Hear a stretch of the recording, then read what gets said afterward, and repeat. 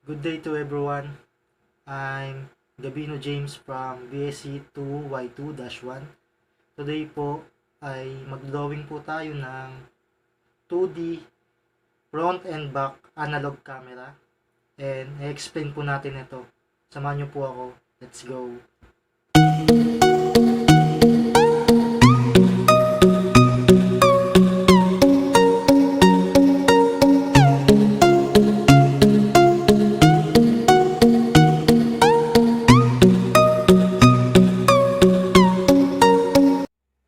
So yun po, no? Tapos na tayo mag-drawing. This is the front of the analog camera and this is the back of the analog camera.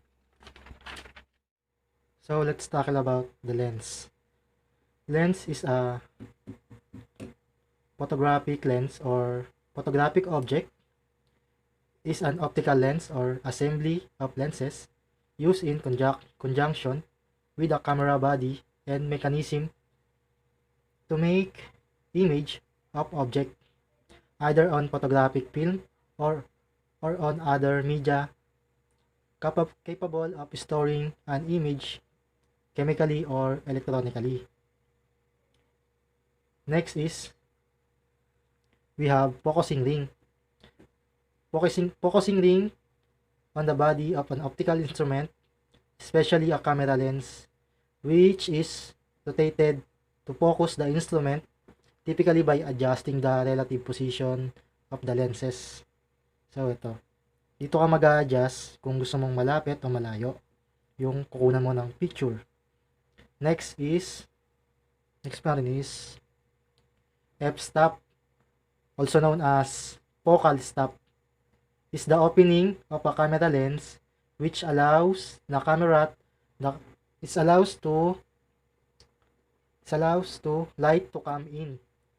It is also determines how much is on focus in front of the behind the subject. The f-stop is one of the two primary measurement of a camera lens. The other is the focal length, which establish how much of the camera scene is in view. Next is the wind lever, a device that secure the film for any accidental rewinding. Next is hot shoe. A hot shoe is a mounting point on the top of camera to attach a flash unit and the other compatible accessories. It takes the form of an angled metal bracket surrounding a metal contact point, which complete an electrical connection between camera and accessory for standard. Next is shutter speed indicator. It will control the length of time when light is allowed to strike the sensitized material. The next is film advance. Film advance is a mechanism for removing film from one spool to another incrementally one frame at a time. The next is shutter.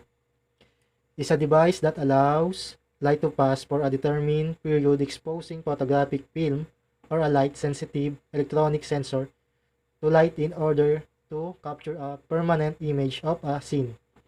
A shutter can also be used to allow pulses of light to pass outward, as seen in a movie projector or a signal lamp.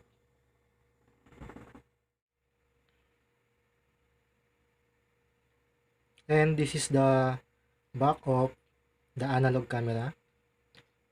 And we have different types of the analog camera. So we have a rewind button, take up spool, camera back, viewer, film compartment. So let's tackle about rewind button. Rewind button is a release button. Disengages the gears on the take-up spool and the winding sprockets.